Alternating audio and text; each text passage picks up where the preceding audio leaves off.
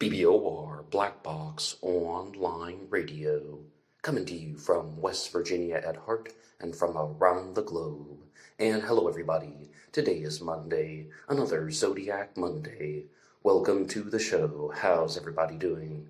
On Mondays, I talk to you guys about the Zodiac Killer, an unidentified serial killer who operated in California in 1968 and 69.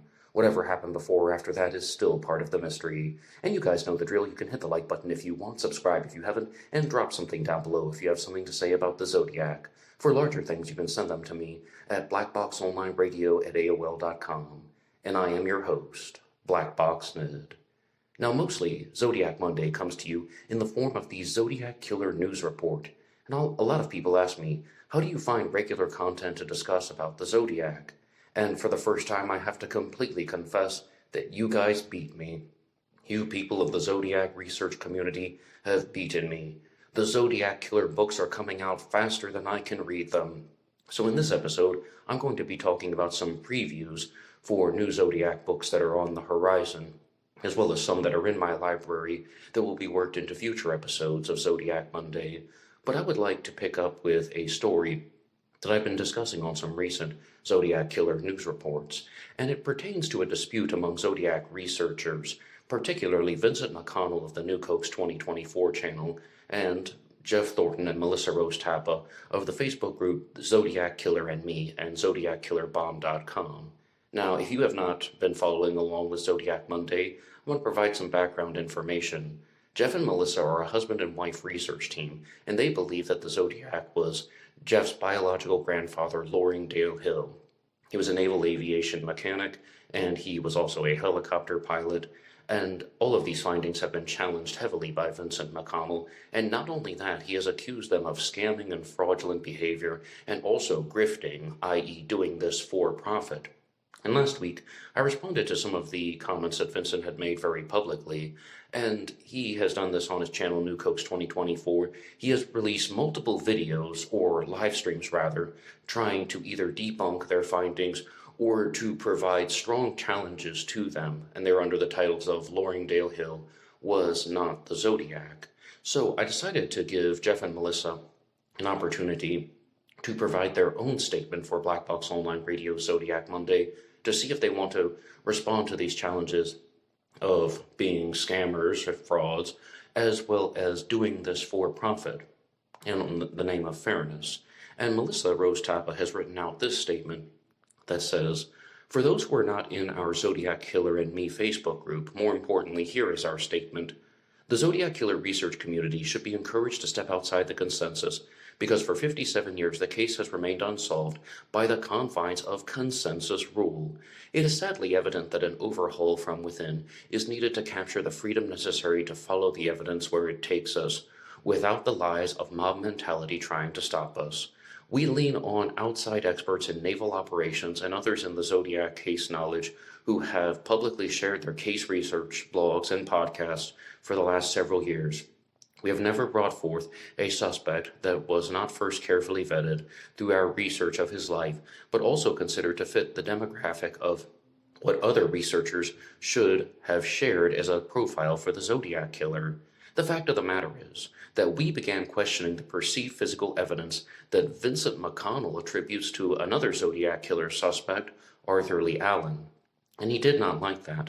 So he had to ostracize us by attacking not just our credibility, but also our character, which goes so far beyond calling us liars.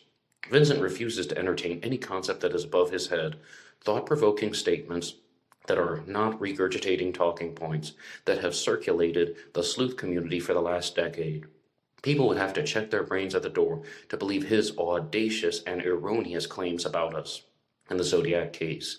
Furthermore, our opinion is that his gross misrepresentation of our suspect, content, and motivation for our research is pitiful and is based in ignorance and self-gratification. It is a malicious attempt to have us removed from the Zodiac Killer research community, and to prove that this is not his intent, we ask that he remove his videos containing his defamatory statements about us that are demonstrably false and that we vehemently deny. Jeff wanted me to share this with him in the context that it is not a point contest and the Zodiac case is not.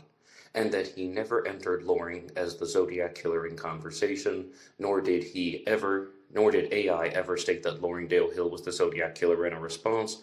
Also, this is some stuff that's referring to last week's discussion on how they were accused of cooking AI results to make the general public get false information about the Zodiac Killer. Also, this was Jeff's attempt to ask a question he received from Andrew Wakeman regarding AI. And ultimately, I have to give a response to this, and I think this will be my final response on this feud involving Loring Dale Hill as a Zodiac Killer suspect. And as I said, Vincent McConnell has made multiple live streams about how Loring Dale Hill was not the Zodiac Killer, which you can hear on New Cokes 2024. And the first point is that I do not believe that Jeff and Melissa are scammers. One allegation against Jeff and Melissa is that they are doing this for profit and they are planning on writing a book. And I want to be very clear, I have no problem with people writing books or even charging money for them. It's more about what they are putting into those books. And I know that they don't need the money. Melissa is a businesswoman. Jeff has his own small business. And I definitely don't think monetary gain is their primary directive. I've also interviewed them multiple times, and I think they wholeheartedly believe in all of their findings.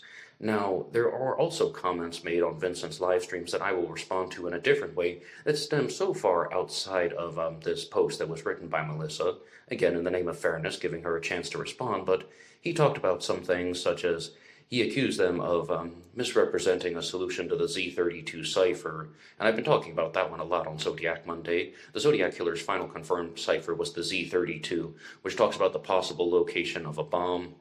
And then he talked about how they were using a substitution method incorrectly, and even for the Z13 cipher, the third cipher, saying that you could not use the name Loring Dale Hill in a substitution cipher because the characters wouldn't line up. And I know that from discussing this with them and interviewing them in the past for BBO War, they do not claim that it is a substitution cipher. What their website, ZodiacKillerBomb.com, states is that it is his name can fit into the Z13 cipher if it's written in a certain way, Loring D. Hill or Loring Dale Hill without the final L on the end. Now, I do admit that that is not exactly fudging the solution, but it's using a different variant of the name, meaning that it has the appropriate number of characters. And if I understand their claim, the method that would be used to obtain that is uncertain yet. They just wanted to point out that his legal name could fit into the Z13 cipher. And that is something where we have to be as fair as we possibly can. Now, in regards to this point about how Vincent should take down his live streams that he made about them, I am mostly on the side of content creators, and I'm mostly on the side of people who want to express themselves and share their ideas, and they want to put out their findings, because if Jeff and Melissa have the right to put stuff out on the internet that they genuinely believe, so should Vincent McConnell of New Cokes 2024, if he is being honest with his intentions, and if he is actually sharing things that he supports and he defends. And I mean, as far as any of these personal statements against Vincent, I watched his content all the time, and I do admit that he is much more abrasive than I am, and he can definitely be more aggressive, but at the same time, not all YouTube channels are going to be the same, and not all hosts are going to present their material in the same way, and we often look for different perspectives, and I will only engage in these types of discussions if it leads in types of personal disputes, if I think that there is a certain relevance to this. And I mean, the honest stance on Loring Dale Hill as a Zodiac Killer suspect is, has he been eliminated? No. But Jeff and Melissa do have a lot of explaining to do in regards to some of the claims and challenges against him that I've discussed on previous Zodiac Killer news reports. And I know I've already said this once, but I've made a final comment on this dispute. But in all seriousness, I think this is my final dispute on the matter. And right now I would like to switch gears and talk about a different subject, and I would like to give a shout out to John Bowman, who is the author of a new Zodiac Killer book called Zodiac Killer Fact versus Fiction. Some of you might recognize that name because I discussed a previous publication from John Bowman, and that's when he released a book called The Allen Files last year, and this discusses Arthur Lee Allen as a Zodiac Killer suspect.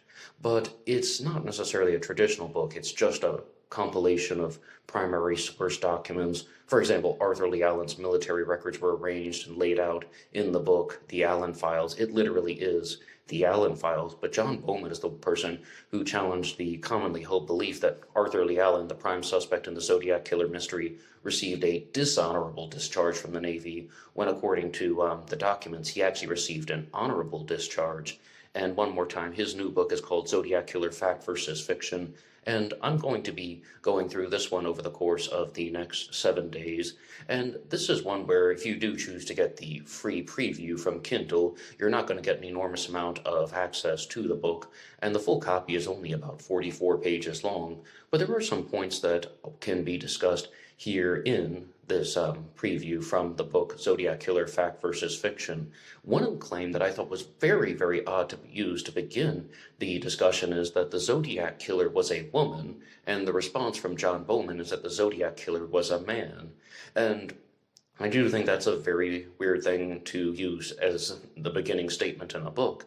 And it's not been completely unheard of or completely unforeseen and completely unfamiliar territory when people talk about a woman being involved in the Zodiac Killer murders. Multiple women get accused of being participants in the Zodiac murders. And I even played that comedian and performance artist once who had her whole act about how she was a woman who was the Zodiac Killer. The Zodiac was a man. But I am going to come back to that because there's another claim that the Zodiac was a black man. And the Zodiac was a black man. This is actually relevant to something because the final Zodiac crime was on October 11th of 1969 with the murder of Paul Stine, the taxi driver. And this was in Presidio Heights in San Francisco. And there's a very famous story that an all points bulletin went out that the police were supposed to be on the lookout for a black man. So the Zodiac would have been walking down the street right past Officers Donald Falk and Eric Selms, and that he was just simply walking right by two members of law enforcement and got away because they didn't suspect him of the crime. And it's possible that Officer Falcon Zones actually talked to the Zodiac and the Zodiac pointed them in the wrong direction. And it's also possible that he just kept on walking. There are two variants of the story. But as far as the claim that the Zodiac was a black man, this ties in to a third page that is in John Bowman's book, Zodiac Killer, Fact versus Fiction. Claim the Zodiac Killer used Paul Stine's radio or the nearby police phone to report that a Negro male had committed a cab robbery, and that was the common parlance at the time. Be on the lookout for an NMA, Negro male adult, and the response was that the SFPD vigorously denies this. Now, I'm not exactly sure where John Bowman is going to be going with this. As I said, I'll explore this book over the next 7 days. But with this point here, I think that he perhaps could be referencing a different book out there called Zodiac Killer Solved by Ray Grant, which addresses all of these points. Firstly, the thing about the Zodiac Killer being a woman. Ray Grant is one of the few people who has proposed that a female participant was involved in the planning of the Zodiac murders. And not only that, but also a very, very strong and influential part of the creation of the Zodiac murders. And her name was Berta Margulies. She was the mother of a different Zodiac Killer suspect named Michael O'Hare. Michael O'Hare is, of course, the subject of the book Times 17.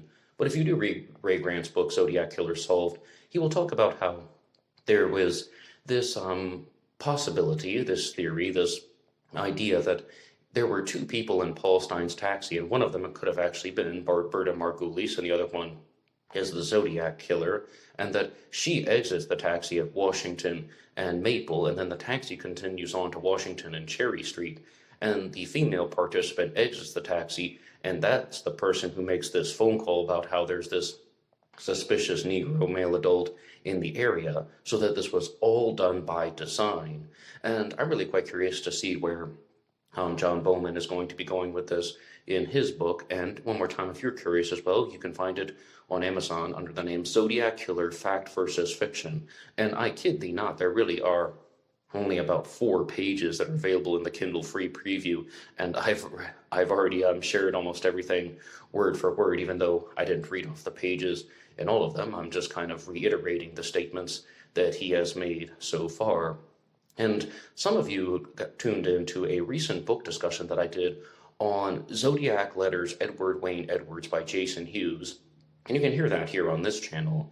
And Jason Hughes is planning a second volume or he is going to be releasing a new volume of Zodiac letters, Edward Wayne Edwards. As I said, lots of Zodiac Killer books are out on the horizon, and it really is just an entire challenge to try and read them all as we go through them. And there's a different one, though, that I only was able to talk to you about briefly last week, and that was called The Only Time Richard Got Angry at Me. And this one is by James Big Twin. And I went through this sample just getting some tests in the waters, if you will, testing the waters, so to speak. And this talks a lot about how somebody had firsthand responses and firsthand experiences with the Zodiac Killer suspect, Richard Gaikowski. And it talks about how he was considerably younger than Richard Gaikowski. James Big Twin was actually 3 years old when the Zodiac Killer committed his murders in 1968 and 69. And he happened to meet Richard Gaikowski in the mid-90s, or early 90s actually. I think it's 1993, and he knew him until 2002. Richard Gaikowski, of course, passed away in 2004, but they had somewhat of a separation. And a lot of people who listen to this channel will understand completely, but America's youth won't understand this at all. During the early 2000s, even 2001, 2002, 2003, we had the internet, but it was still in somewhat of its infancy. At those times, I only had America Online dial-up internet, and we really didn't connect with a lot of people. Social media may have existed, but that wasn't even in its infancy. Social media was in the womb. It was in the birth canal. And I definitely didn't start connecting with people on Facebook until 2006. So I think that it would be very normal for people to separate. And then this guy, James Big Twin, decided to try and get in touch with a Zodiac Killer suspect named Richard Gaikowski and was unable to. Then all the way to 2016, he decides to see, whatever happened to Dick Gaike, the guy I used to know. And he begins looking into Gaikowski and finds all of these things about how Richard Gaikowski is a Zodiac Killer suspect, someone whom he has known for years. And his first response is, I just gave it away, it's absolute shock, it's disbelief, it's just no possible way. I knew this guy for practically a decade. He was the nicest guy in the world. But then, as we're going to see and go through the book, there are going to be some suspicions that will be developed by James Big Twin. And again, this is another book that I'm exploring here on Zodiac Monday. But I would like to turn it over to you and use this as a type of challenge question. How exactly would you feel if you had known somebody for 9 years and then you read about them on the internet and they are accused not only of being a serial killer, but firstly of being a very famous high-profile serial killer, and secondarily, how would you feel if that they were viewed as one of the prime suspects in the Zodiac Killer mystery? Once again, Arthur Lee Allen might be the prime suspect, but I think that Richard Gaikowski is definitely perhaps the second most widely discussed Zodiac Killer suspect out there, and I think a big reason for that is because he is featured so regularly on ZodiacKiller.com, and I think that there's not necessarily anything devious about that, but how would you feel if you had that experience? Because I really had to think about how I would feel for someone whom I had only known for about 9 years, and that's somewhat of a challenge. And it's like maybe someone I met in high school and then lost touch with in my mid to late 20s. And the first person that I thought of was like, no way. I would have the exact same experience as James Big Twin. It feels like your world's crashing down on you. No possible way. There's no way that guy could ever be capable of it. Then I started to think about 2 or 3 more people that I lost touch with. And I was like, yeah, I wouldn't be that surprised. Those guys definitely had some deviant tendencies. But, I mean, I think that it's just a very shocking thing that people would have in terms of experiences. But we have to remember that serial killers can be very good at hiding these types of behaviors. And serial killers can also be very good at fooling people. And I'm going to talk about this very clearly in the next segment, because I've mentioned the channel Radio Reddit before here on Black Box Online Radio, especially for Zodiac Monday. Radio Reddit, I think, is a very good way to unwind at the end of the day. They're just, very engaging, yet not overly stimulating videos that are put out. And I think a lot of them I think they're all computer generated, actually. But what they also do is share stories of personal experience. And I was listening to a couple that I think are relevant to today's episode, because there is a new book that is in the works. Again, as I said, these books are coming out very fast, and it is called I Survived the Zodiac Killer, and it's being written by Angela Blevins, whom I've discussed before on the channel. She is the webmaster of ZodiacKillerX.com, and her Zodiac Killer suspect is an individual named James Michael Klein. And she actually believes that James Klein poisoned her mother with Roundup fertilizer, and that's why her mother passed away. And a lot of people are just kind of like, well, I don't really quite know how and why this is connected. Well, she began investigating him for that crime, and she believes that through her research journey and expedition, it turned out that he was the Zodiac of the 1960s, and perhaps that's why her book is called I Survived the Zodiac Killer. Now, that is a book that's still currently being written, but it's one that I will explore in the future because I'm somewhat connected to the story. Now, how does this relate to Radio Reddit? Well, one of their episodes was all about confessions, secret confessions that people have, revealing dark secrets, and quite shockingly, a lot of them dealt with poisonings, about how people are poisoning another person. People are poisoning the pets, like the dogs and the cats, and they're doing this in a very covert way, in a very sneaky and devious way, and a lot of people just simply did not get caught. So I wanted to point out that even though that allegation might seem outlandish at face value, it is not completely unheard of that people would do something like that, poisoning someone with Roundup fertilizer. And she has lots of reasons for this, which I've discussed on previous Zodiac Killer news reports, and I'll do a big follow-up about her book in the future once it comes out, and her Zodiac Killer suspect, James Michael Klein. And the second thing that I wanted to discuss from Radio Reddit is relevant more to the ways that people hide their destructive tendencies, because there was one video that was talking all about dealing with narcissists. And I've said for a very long time that I believe the Zodiac Killer was a narcissist. He definitely exhibited narcissistic tendencies. And someone told this particular story of how he was renting a room from a landlord. He rented a room in a guy's house. And the man was a traveling businessman, and he was only in the house for about 1 week out of the month. 3 weeks he's on the road. And the person just began to exhibit some very destructive, very manipulating behaviors. For example, the renter was someone who worked in tech support. He worked in IT. And the landlord called him and said, I need help with my computer. And the guy said, well, hey, I'm at work. I can't talk right now. And then the landlord sent him a photo of him standing over a fish tank with a knife, and then it says, give me tech support or I'll go spearfishing on your pets, something to that effect. And it's like he was doing very devious things to threaten him, or threaten the things in his home if he did not do exactly what he wanted. And he also would just do lots of manipulative things that didn't really seem to have a lot of benefit. This is the point that I'm getting to. It's all about the statement from the renter that it seemed like there was not a strong benefit for his narcissistic manipulations. It seemed like there was not a strong benefit for his narcissistic attitude. It only seemed like he wanted the renter to think that he was powerful and cool.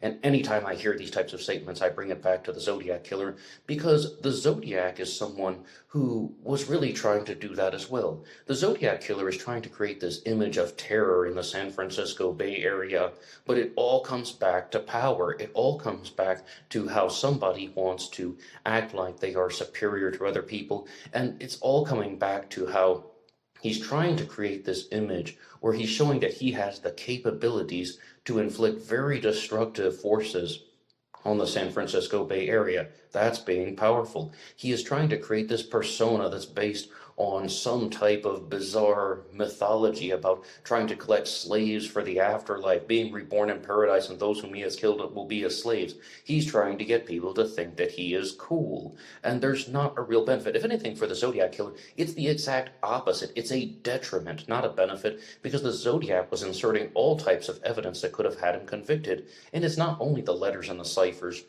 and the diagrams. He was also committing the murder of Paul Stein in Presidio Heights, which I've talked to you guys about.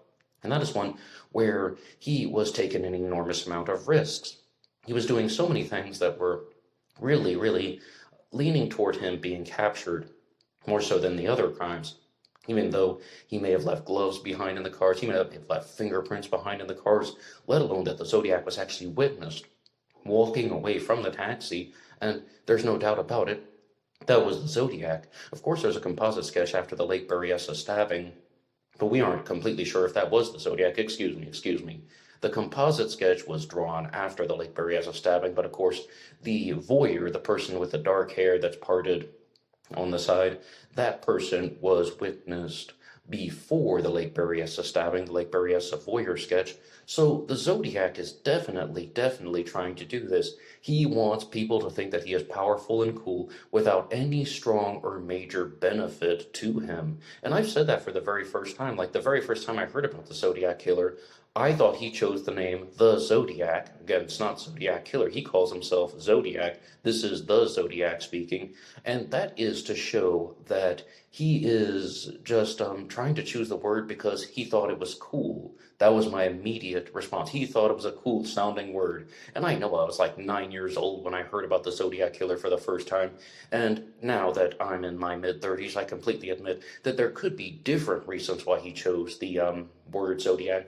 Ray Grant, whom I just mentioned about Zodiac Killer Solved, who wrote the book Zodiac Killer Solved, believed that it was actually lining up to the letters of the word, the letters and the number pi, like it's the alphanumeric value of the early digits in the word pi. Other people think that he was using this from the Zodiac watches, that it's a reference to the military, and that the Zodiac watches would be worn in the Navy.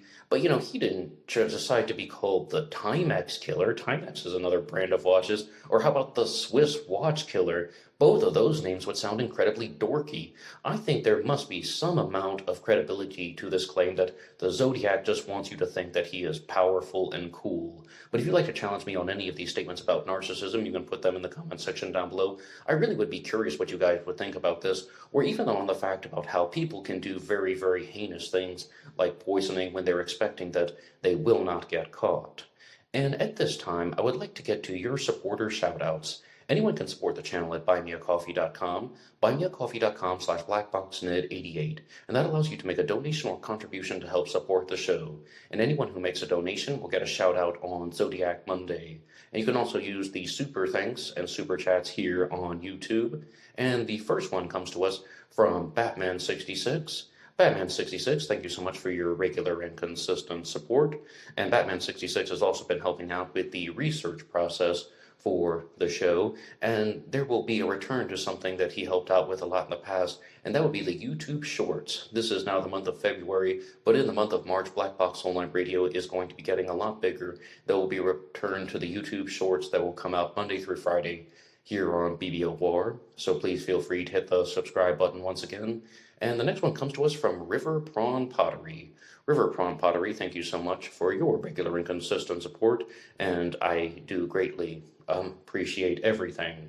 And next we have CZ Guy. CZ Guy has also turned into a regular and consistent supporter, and CZ Guy is definitely appreciated because CZ Guy has been making a large and impactful presence here, because even though 1 week CZ Guy was not a supporter, he showed up again twice for the next week. So I do pay attention to all of these here.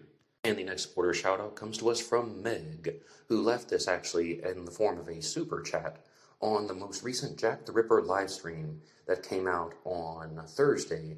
Every Wednesday I do a segment about Jack the Ripper called Ripper Wednesday here on Black Box Online Radio, and I decided to do a bonus live stream because Jack the Ripper has simply been mentioned a lot in the news, and some people were even saying that the case had been solved, so I wanted to do a direct response via a live stream, and Meg donated on that one. And this is going to bring us to a different point for the channel. Now, I've talked to you guys a lot about this, that in March there will be a channel membership that will be launched, and this will give you access to bonus content here on Black Box Online Radio. And firstly, you will get access to the Tuesday episode of True Crime Talk Radio in the morning, and that is a live stream that where I use to talk to you guys about anything under the sun or in the darkness. Any subject is fair game. And there will be a Thursday episode that is coming out regularly, but the Tuesday one will be part of the new channel membership. You will also get the double event, a second episode about Jack the Ripper every week, and the Cooper Profile, which is a second episode about D.B. Cooper. And this is all coming out in addition to the regularly scheduled lineup. And I really want the things associated with the channel membership to focus more on the stories associated with these true crime cases. And the Cooper Profile is all about psychological profiling and things like geographic profiling. I do not want the membership to be focused exclusively on the details of murder stories because I feel that that would be somewhat unnecessary. Or you guys can just listen to that on Zodiac Monday and Ripper Wednesday and the Thursday episode of True Crime Talk Radio in the morning.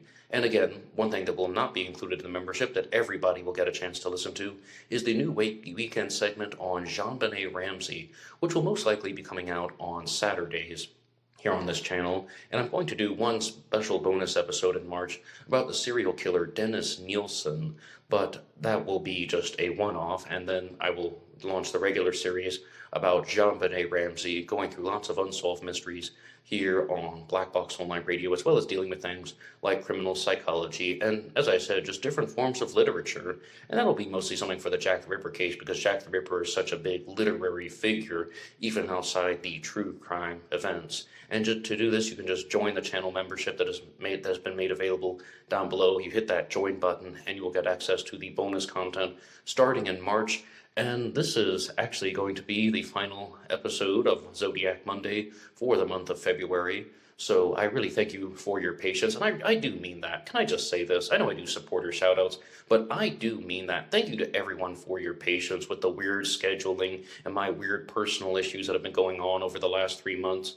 I've just been trying to balance work life and the channel life, as well as a host of other emotional problems, and I wanted these episodes to come out as regularly as I can, because that's what I wanted to do with Black Box Online Radio. I wanted to create a daily segment for people to listen to and to explore true crime and unsolved mysteries and psychology. And for a lot of times, I had to cancel the Cooper Friday segment, or the Ripper Wednesday segment had to come out at midnight on a Thursday or something like that. And I do thank you to everyone who just stood by the channel and was just curious about these unsolved mysteries. And I'm really hoping that Black Box Online Radio is going to get back to a regular and consistent format. Regular and consistent. I love those words.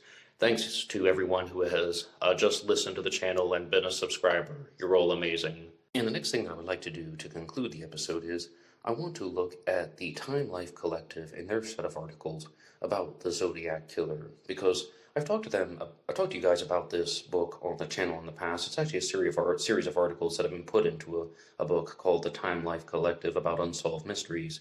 And this is going to focus on the Blue Rock Springs shooting. In the previous episodes, I've discussed the Sherry Jo Bates murder from 1966, as well as the Lake Herman Road murders from December 20th of 1968. And this is just a set of paragraphs that is going to talk about the Blue Rock Springs shooting, because at the Blue Rock Springs shooting, we're going to see the murder of Darlene Ferrin, the second victim in the Zodiac Killer's canon, and the shooting of Mike Michaud, who would go on to survive.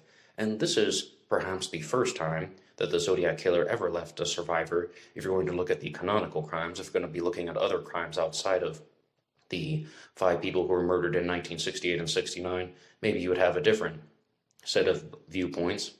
But Mike Michaud was the first survivor.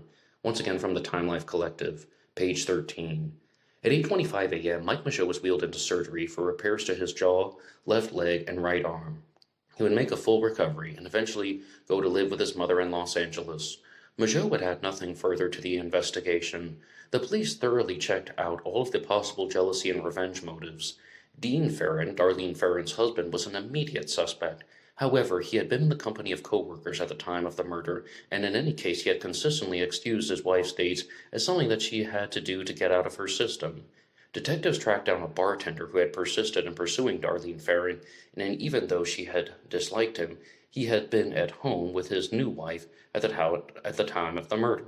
The cops even located Darlene Ferrin's first husband, from whom she had parted on less than amicable terms. He was a small, wiry type, not at all like the description of the killer. Considering the phone call and the immediately scant evidence, it increasingly looked as if the man they were hunting was a maniac.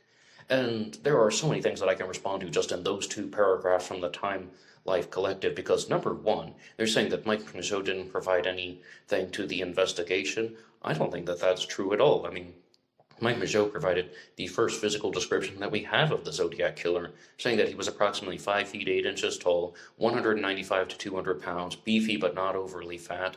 He did not get a good look at the person's face, but he was able to see that his face was very big. He was a Caucasian male. He saw it mostly from the profile view. And just, yes, he's providing a witness description. They're saying they didn't get anything. I don't agree with that at all. Now, as far as this thing about Dean Farron making the comment that Darlene Farron was just seeing other men to get something out of her system, he stated very clearly, they interviewed Dean Farron for the Myth of the Zodiac Killer documentary, which came out in 2023, and he stated that he did not believe his wife was cheating on him. He simply thought that she was just friendly and outgoing, and these were all platonic friends and relationships, and I don't know who to believe. And this comes down to the point of, I don't actually care what she was doing with Mike Mageau in the car. I don't actually care if she was dating other men or she just had platonic friends. She did not deserve to be murdered. She did not deserve to be killed by the Zodiac Killer. And that's the long and short of it. That's it. She is a murder victim, and she should be regarded as such. And this is also something that they're even going to be coming back to in this set of paragraphs from the Time Life Collective. They're saying that they tracked down Darlene Farron's first husband, Jim Phillips Crabtree, who was also interviewed for the documentary, The Myth of the Zodiac Killer, and they're saying, well, he was a small, wiry type, and not at all like the description of the killer. Alright, you're saying Mike Mageau didn't contribute anything to the investigation, yet at the same time you have a description of the killer, which means what? Mike Mageau contributed something to the investigation. Now, if this were just something that was like, in chapter 1 versus chapter 2, and like, okay, maybe someone forgot about something for a second, this is paragraph 1 versus paragraph 2. There's no excuse for making that type of mental lapse in judgment other than someone was simply not paying attention. But considering that the call was and the admittedly scant evidence, it increasingly looked as if they were hunting a maniac. And that's ultimately where I stand on the Zodiac Killer. That's where I stand on Jack the Ripper. I don't believe that the victims were pre-chosen in either case, and actually this is appearing to be something where, because the victims were most likely targeted at random, so I believe, people will challenge me on that, there aren't a lot of patterns to follow. You can't just trace it back to the husband, Dean Farron. You can't just trace it back to the ex-husband, Jim Phillips Crabtree. You can't just trace it back to Mike Mageau's brother, Stephen, who's actually listed as David in the book. They're saying that they're identical twins, Mike and David, but his name was Stephen Mageau, the identical twin. So without these types of personal connections, it becomes very difficult based on the lack of physical evidence that has been left behind. And that is ultimately why the Zodiac Killer case has gone unsolved, in my opinion. But I do appreciate the Time Life Collective for making these very strong presentations, and this is something that I'm going to keep going through here on Black Box Online Radio. Thank you so much for listening to this episode, and I am always impressed by you wonderful followers and the great ideas that you put in the comments section down below. That will be all for me now, and I will see you guys over on Ripper Wednesday, talking all about Jack the Ripper. And by the way, this is going to be a very big one on Ripper Wednesday because we're going to be discussing a lot of the news that's going to be coming out, and you guys know where to write the show, blackboxonlineradio@AOL.com. You can also get me on Facebook. My personal Facebook name is Ned DeHaan, although there is a Black Box Online Radio Facebook page, which I'm going to be using more in the future, and there is always BlackBoxNed88 on Instagram, and I will see you over there. Goodbye.